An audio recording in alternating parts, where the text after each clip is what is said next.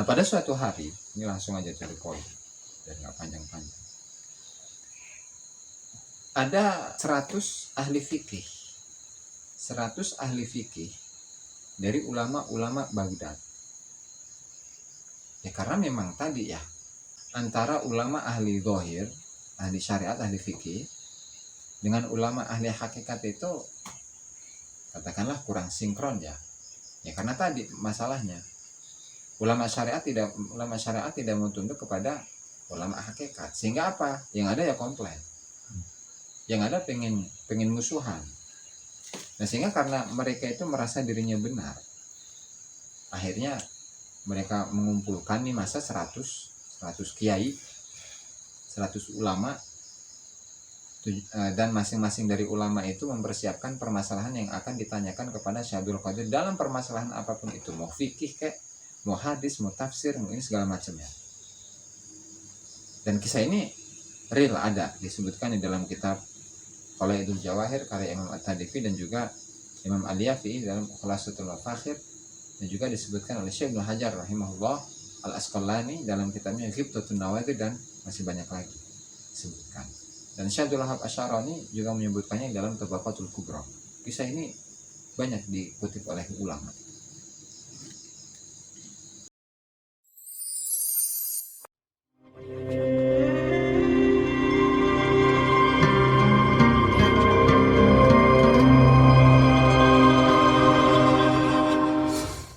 Qala musannif rahimahullahu ta'ala wa nafa'ana bihi wa ulumihi wa ulumikum fi daraini ila an qala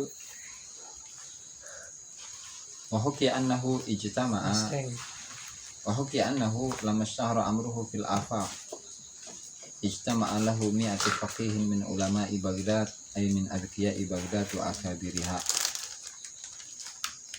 wa Baghdad bimuhmalataini aw mu'jamataini aw i'jamu ahadihima wa hiya madinatus salam kama fil qamus ma ihmalil ukhra wa yuqalu lahu aidan Baghdan bin nuni akhirahu wa Baghdain bil mim wa Maghdan bil mim awwaluhu bin nun akhirahu wa hiya madinatus salam kama fil qamus.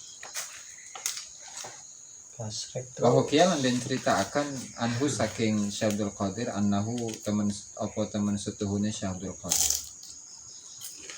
Lama istahara nalikane dadi populer apa amruhu urusane Syekh Abdul Qadir fil afaq ing dalam pira-pira negara.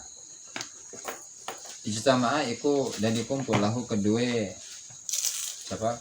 Syekh Abdul Qadir sapa mi'atu faqihin 100 wong kang ahli fikih min ulama Baghdad saking ulama Baghdad. Tegese min azkiya Baghdad saking pira-pira wong kang cerdas di Baghdad wa akabiri halan pira-pira panggedene Baghdad. Wa Baghdad di muhmalata ini lawan apa kosonge huruf dal loro Baghdad dal alif dal au mu'jamata ini Baghdad bisa dua itu au ijami ahadihima atau Baghdad atau Baghdad itu wahya Madinatus Salam, dan Baghdad itu adalah Madinatus Salam kama fil qamus kama kedene barang fil qamus kang tetep ing dalam kitab Al-Qamusul Muhit karya Imam Al-Fairuz Abadi ma'a ihmalil ukhra ijami ahadihima ma'a ihmalil ukhra, jadi salah satunya mu'jam, salah satunya ada titiknya, yang lain enggak ada titiknya. Baghdad pakai zal akhirnya atau sudah dibalik Baghdad itu. Wa yuqalu aidan wa yuqalu ucapake aidan halim alih Baghdan pakai nun bin nun akhirahu Baghdan wa Baghdain dan lafaz Baghdain bil mim kalawan mim Baghdain akhirnya mim wa Maghdan bil mim Maghdan pakai mim awalahu wa bin nun akhirahu Maghdan wa ya Madinatus Salam kan fil qamus. Jadi itu adalah cara baca dari atau bacaan-bacaan yang bisa digunakan untuk kota Baghdad. Jadi Baghdad atau Baghdad bisa, atau Baghdad gitu. Dan seterusnya tadi sudah dijelaskan. Wa jamalan ngumpulaken sapa kulo wahidin saben-saben suci minhum saking mi'atu faqihin iddata masail ing pira-pira masalah. Ayat tegese ratabu ngurutaken sapa mi'atu faqihin mi'ata mas'alatin ing 100 masalah lias alahu supaya takon ing Syekh Abdul Qadir sapa kullu wahidin saben-saben wong suwiji an mas'alatin saking siji masalah minal fununi saking pira-pira fan ilmu. Kullu mas'alatin ing atau kelawan saben-saben masalah kullu mas'alati ahadihim utawi saben-saben masalah salah siji mi'atu faqihin iku ghairu mas'alatil akhir iku saliyane masalah kang wenen. Wa ja'ulan padha teka sapa mi'atu faqihin ilaihi maring Syabdul Qadir liam tahinuhu supaya pada ngetes sapa mi'atu faqihin ing Syabdul Qadir wa liyaqta'uhu lan pada megot sapa mi'atu faqihin ing Syabdul Qadir anil jawabi saking jawab. Falamma istaqarru mongko tatkalane pada meneng sapa mi'atu faqihin fil majlis ing dalam majlis.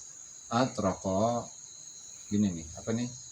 Dingkluk sapa Syekh Abdul Qadir sapa Syekh Abdul Qadir ra'sahu ing sirai Syekh Abdul Qadir fa zaharat mongko pertelo ay tegese kharajat metu min sadrihi saking dadane Syekh Abdul Qadir apa bariqatun apa cempleret tuh satu hal yang mengkilat gitu tuh min nurin saking cahaya turo kang tingali apa bariqah wal bariqah tulan utawi bariqah hiya bariqah iku laihatun laihah satu yang nampak taridu kang teko apa laihah minal janabi saking sisi atau arah al aqdasi kang paling mulya maksudnya dari Allah Ta'ala wa tantafiulan padam apa bariqah sari'an kal hale cepet wahya lan hale utai bariqah iku min awail kasyf iku saking pira-pira awale mukasyafah pemabadi ihilan pira-pira permulaane kasyaf ala suduri mi'ati faqihin ing atase atine pira-pira atine 100 wong kang ahli fikih pamahat mongkong ngilangaken apa bariqah ma ing barang fi qulubihim kang tetep ing dalam pira-pira atine mi'atu faqihin minal masail saking pira-pira masalah wabuh itu dan bungkam sapa mi'atu faqihin bil bina'i lil maf'ul kalawan bina lil maf'ul itu bina lil maf'ul bina lil majhul itu sama ya kalau dalam ilmu sorof wawalan hale utawi buhita atau lafad buhitu iku minal af'ali saking pira-pira fi'il allati ja'at kang teko apa af'al ala siyagil maf'uli ing atase pira-pira sifat maf'ul majhul maksudnya ai tegese tahayyaru padha bingung sapa mi'atu faqihin wa qarabu lan padha goncang sapa mi'atu faqihin ai tegese taharruku padha gerak sapa mi'atu faqihin wasahu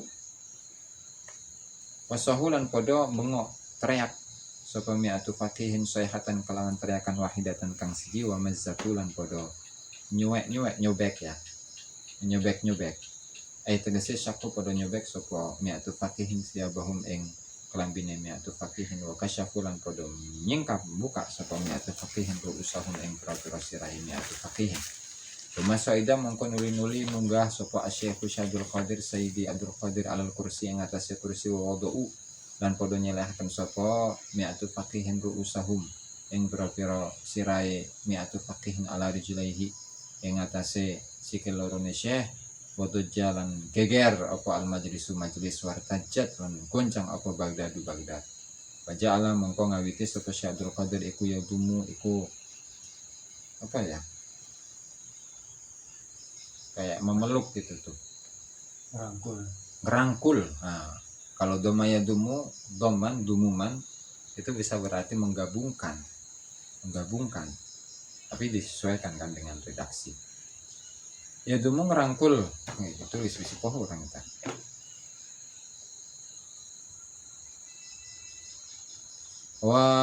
mana tadi ya dumu ngerangkul sapa Syekh kula wahidin ing saben-saben siji wajah balan jawab sapa Syekh al-jami' ing sakabehane masalah min jami'i masailihim saking sakabeh pira-pira masalah mi'atu faqihin bi an yaqula kelawan yen ngucap sapa Syekh Abdul Qadir masalah tu ka utai masalah sira iku kada iku kaya mungkin wa jawabu lan utai jawabe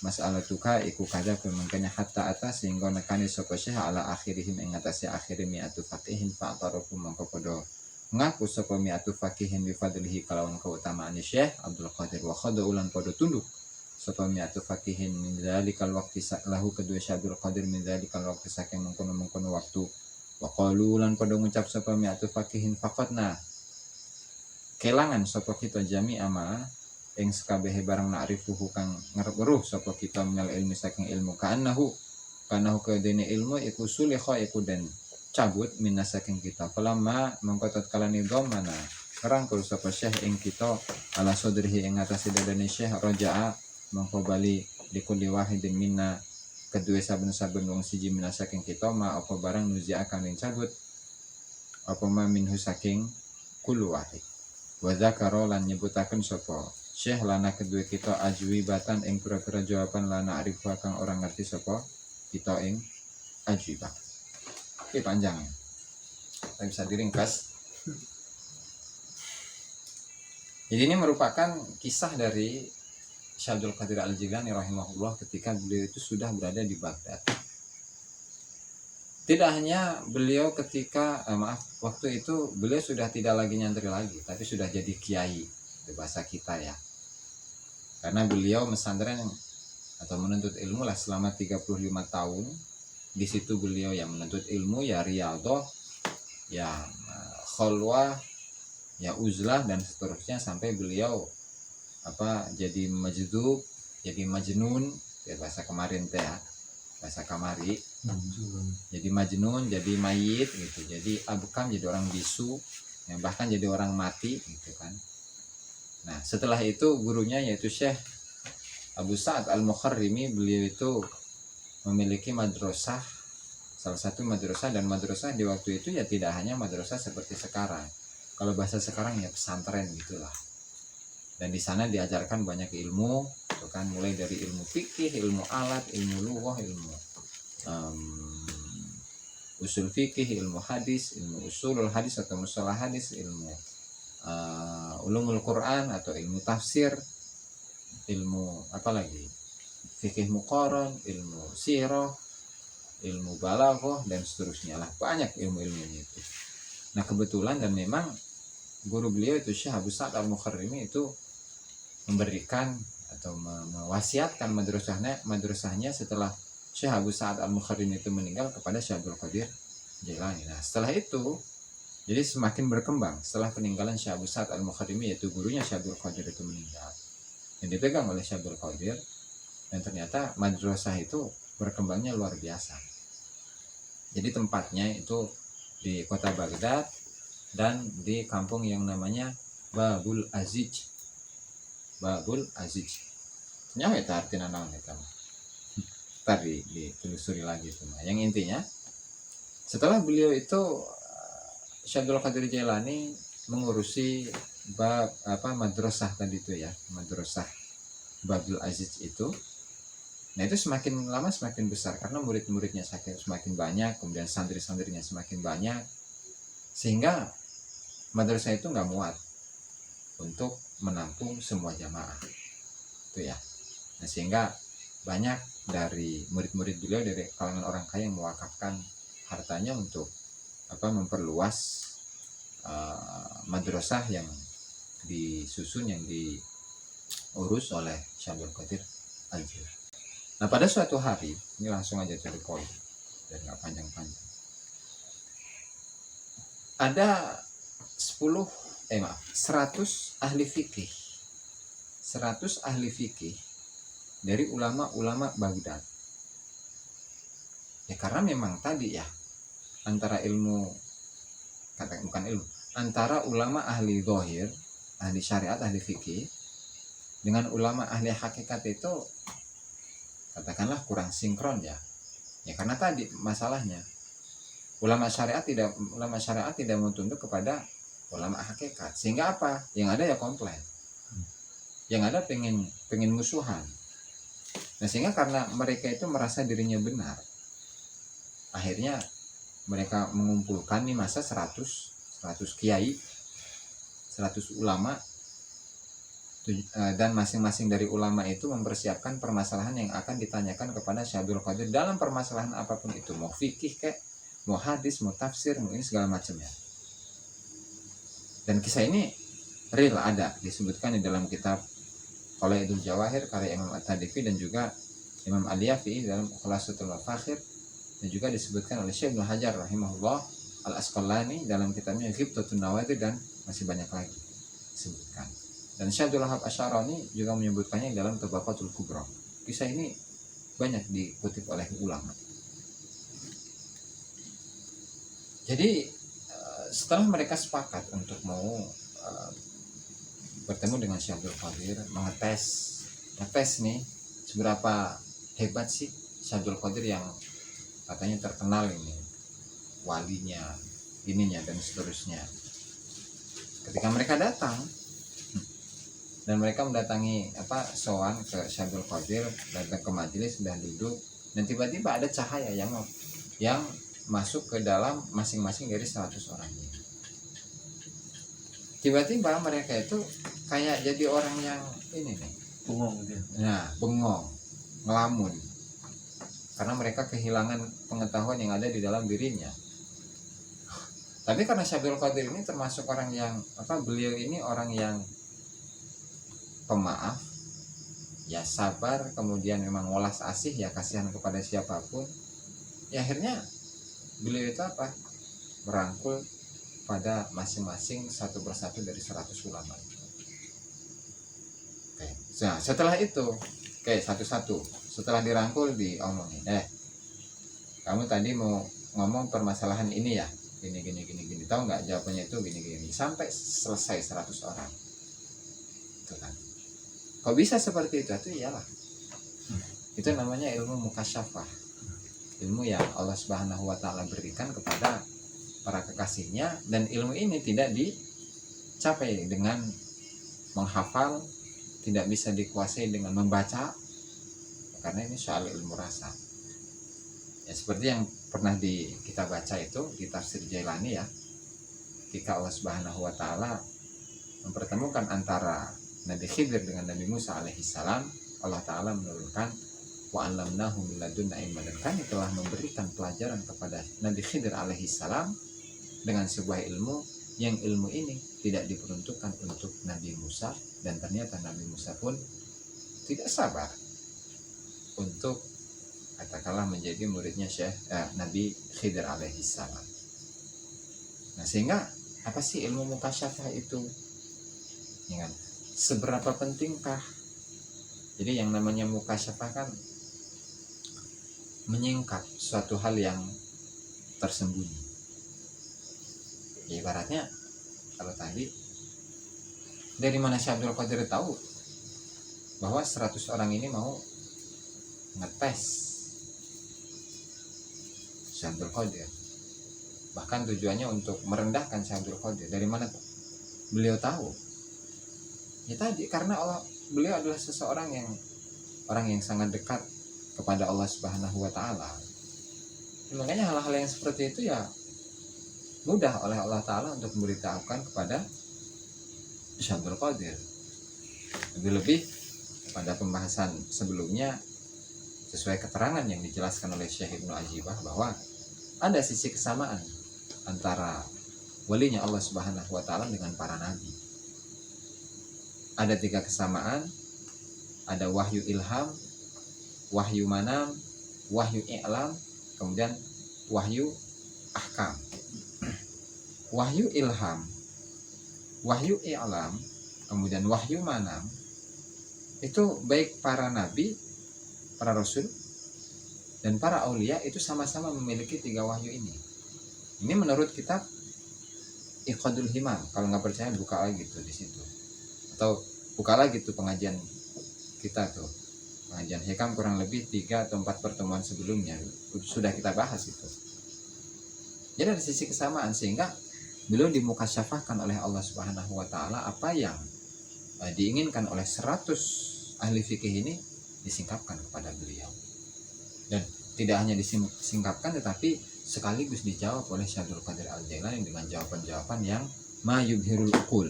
Nah, sehingga masing-masing dari 100 ulama ini mengatakan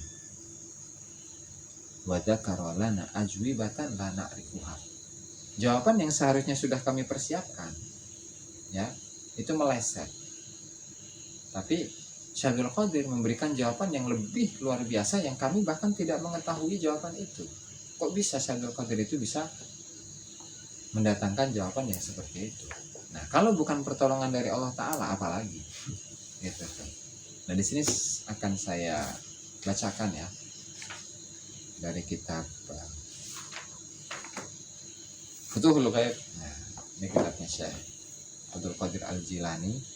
Ini kalau yang punya kita beli sendiri cari tuh di Turki. Enggak, di mana? Di online gak banyak itu mah. Atau kalau misalnya ribet, ini saya kasih linknya tuh, download. Futuhul Ghaib ada versi Arab, kalau versi Indonesia nggak punya. Jadi An-Nuru At-Tahsin ini di halaman 93. Wa qala radhiyallahu anhu fil kasyfi wal musyahadah, yang membahas tentang kasyaf, penyingkapan, wal musyahadah, dan penyaksiannya. Al-kasyf wal musyahadah fil af'al yang kasyifu lil awliya'i wal abdali min af'alillahi azza wa jal ma yubhirul uqul wa yakhriqul adati war rusum. Jadi kasyaf dan musyahadah itu adalah al-kasyf wal musyahadah fil af'al yang kasyifu, kasyf dan musyahadah ini bisa tersingkap oleh para wali-walinya Allah Ta'ala, para abdalnya Allah Ta'ala, yang mereka menyingkap itu merupakan af'alullah Ta'ala, perbuatan-perbuatan Allah Ta'ala. Di mana perbuatan ini itu dapat membuat akal orang lain itu takjub, takhriqul adat war rusum, dan menembus kebiasaan manusia. Macamnya ada dua, wahya ala kismah, ada dua macamnya. Jalalun, sifatnya jalal, keagungan, sifat Allah yang berupa jalal, dan ada yang jamal. Kalau jalal itu akan mewariskan apa? Al-khauf, rasa takut. Kalau yang kedua jamal itu sebaliknya, akan mewariskan rasa kebahagiaan, kemudian ucapan yang lembut, ya, kemudian wajah yang berseri-seri gitu. Karena pada kasyaf atau musyahadah yang sifatnya jamal ini itu merasakan kedekatan dengan Allah Subhanahu wa Ta'ala yang luar biasa gitu. Nah, sehingga kalau berbicara tentang dalil gitu ya, sebenarnya sudah ada di zaman Rasul Shallallahu Alaihi Wasallam itu kasyafah versi ini ya. Kamarui anna Nabi Shallallahu Alaihi Wasallam kana yasma'u min sadrihi azizan ka azizil mirjal, kayak Hamzah, salati min syiddatil khawf lima yara min jalalillahi azza wa jalla wa yankashifu lahu min azamatihi, wa nukila mithlu dzalika an Ibrahim Khalilur Rahman wa Umar al-Faruq. Jadi bagian yang pertama dari kasyaf dan musyahadah. Jadi dia menyingkapkan satu hal yang luar biasa, dan kasyaf ini nggak harus mengkasyaf seseorang apa aja dalam hatinya, itu ecek, itu tingkatan yang rendah itu. Tapi dia bisa menyingkapkan rahasia apa saja yang ada pada Allah Subhanahu wa Ta'ala, kan? Sehingga ketika dia mukasyafah tentang Allah Subhanahu wa Ta'ala, hatinya itu merasakan takut yang luar biasa kepada Allah Subhanahu wa Ta'ala. Apa itu? Nah, dalam sebuah riwayat kamaru ya Nabi SAW, bahwasanya Nabi Muhammad SAW itu kana yasma'u min sadrihi azizan ka azizil mirjal. Beliau Nabi Muhammad itu mendengar dari dalam dadanya itu ada kayak suara air yang lagi menggolak gitu. Apa tuh namanya ya? Menggeloranya air, atau air yang menggolak, air yang mendidih. Beliau mendengar mendengarkan dari dalam hatinya itu ada suara air yang mendidih dalam hati, dalam dadanya ini. Ka'azizil mirjal, seperti mendidihnya mirjal. Apa itu mirjal? Mirjal itu ya apa namanya sih, panci ya, panci. Panci fis shalah, dalam salat, min syiddatil khauf, karena beliau saking takutnya kepada Allah Ta'ala. Lima yara min jalal, karena beliau melihat jalalnya Allah Ta'ala. Wa yankashifu lahu min azamati, dan beliau tersingkap kepada Rasulullah keagungan Allah. Nah, jadi ketika beliau sholat itu beliau mendengar sendiri bahwa di dalam hatinya itu ada suara, di dalam dadanya itu ada suara, seperti suara air yang sedang mendidih di panci. Jelas gitu tuh. Dan ini tidak hanya terjadi pada Rasulullah saja. Wa nukhila mithlu dzalika an Ibrahim Khalilur Rahman. Nabi Ibrahim pun juga sama merasakan hal ini. Tidak hanya Nabi Ibrahim, para sahabat, wa Umar Al-Faruq, Sayyidina Umar bin Khattab, itu pun juga sama. Ya.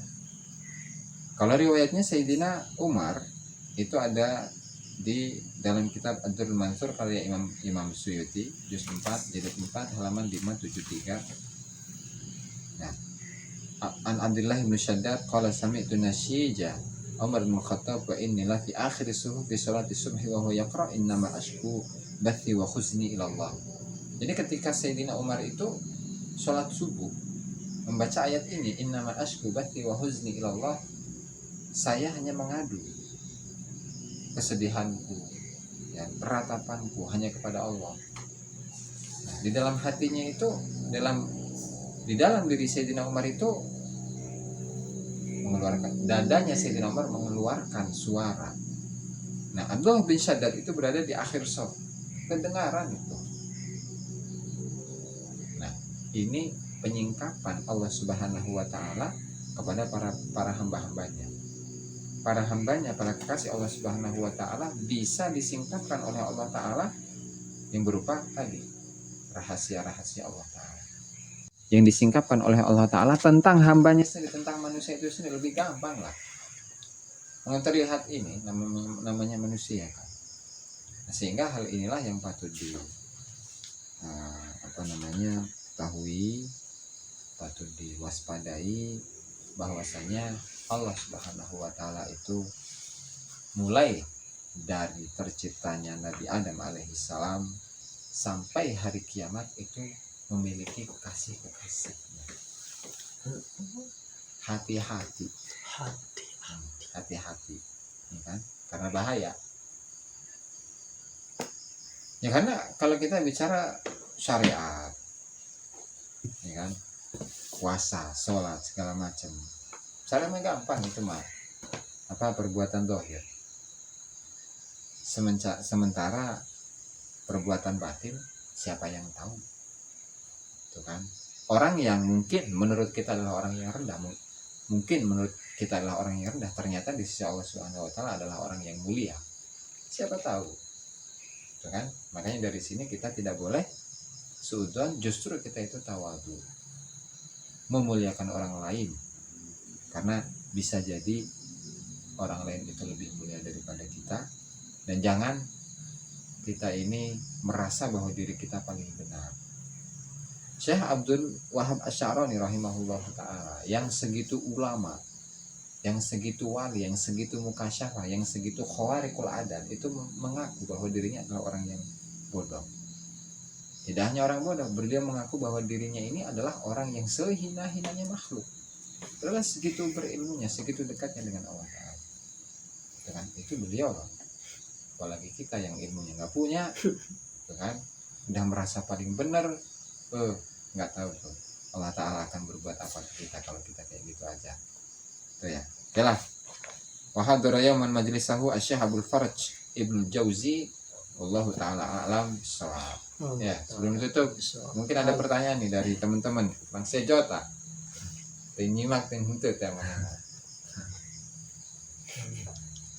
Ah, Ada sih. sholat syariat. Oke. Nah, ada Iya. masukan tuh. Ah, Nah, coba. siap. Kemarin halaman berapa tuh? 165 kalau salah. Jadi kita akan kita baca ulas sedikit ya, itu Sirul Asrar wa Mudhirul Anwar karya Syekh Abdul Qadir Al-Jilani. Kalau kemarin kita ngebahas tentang puasa syariat, puasa marifat. Oke, kita membahas tentang sholat sekarang. Itu haroh ya, Mas. Oh ada. Amma sholatu syariah faqad alimta bihadhil ayat. Jadi kita akan membahas tentang sholat syariat dan sholat thariqah. Sholat syariat yaitu keterangan yang ada di fikih, ya kan? Dan ini merupakan apa ya, katakanlah makna dari ayat hafidzu ala sholawati was sholati al-wusta. Itu syariat. Ya maksudnya arkan jawarih al-zahira bi harakatil jismaniyah mithlul qiyam wal qiraah war ruku' was sujud wal qu'ud was shaut wal alfaz. Lidzalika ja'a al-fadlu al-jam'u yakni qala Allah ta'ala hafidzu. Jadi kalau salat syariat ya apa namanya, rukun-rukun yang dari anggota badan manusia. Ya, takbir, rukuk, sujud dan seterusnya, itulah jelas itu syariat, adanya di fikih. Nah, bagaimana dengan sholat menurut thariqah? Kalau kemarin kan udah tuh, puasa menurut thariqah tuh nggak ada waktunya, bro. Jadi menahan segala sesuatu yang diharamkan oleh Allah Ta'ala. Ketika kita melanggar sedikit, puasa kita batal kalau puasa. Nah kalau puasa, kalau sholat bagaimana? Fahiyya sholatul qalbi, sholatnya hati. Kalau sholat tarikat mah sholatul qalbi, sholatnya hati. Wahiyya mu'abbadah, sholat hati itu ya selama-lamanya. Dan diisyaratkan oleh Allah Ta'ala wassolatil wusta, wassolatil wusta, sholat yang tengah. Maksudnya apa? Sholatul qalbi, artinya adalah sholatnya hati. Kenapa bisa seperti itu? Atau wassolatul wusta itu ditafsirkan dengan sholat hati ya, karena li'anal qalba khuliqa fi wasatil jasad bainal yamini wasyimal wa bainal ulwi wassufli wa bainas sa'adati wasyaqawah. Karena hati itu diciptakan di tengah-tengah, antara kanan dan kiri, antara atas dan bawah, antara kebahagiaan dan kesengsaraan. Kama qala Rasulullah SAW, al-qalbu baina usbu'aini min asabi'ir rahman yaqlibuha kaifa yasha'u. Hati itu ya seakan-akan seperti di antara dua jari. Jadi jari jemarinya Allah Ta'ala. Ini metafora, ini mah majas. Ya maksudnya hati ini apa namanya, di antara sifat Allah Ta'ala al-qahr wal lutf, kasar dan lembut, perkasa dan lembut, ya. Maksudnya hati ini bisa memiliki sifat qahr sehingga dia akan memiliki, ya, dia akan merasa sombong dan seterusnya, atau lutf, tawadhu, ya kan, tawadhu, merasa rendah dan seterusnya. Dan li'anna Allah Ta'ala munazzahun al-asabi fa bidalil hadhil ayat wal hadits yu'lam anal asla sholatul qalbi, sehingga yang asalnya itu adalah sholatnya hati. Ketika fa idza ghafala an salatihi fasadat sholatuhu wa sholatul jawarih, ketika dia sholat hatinya lalai, lupa, ya kan, maka sholatnya pun batal.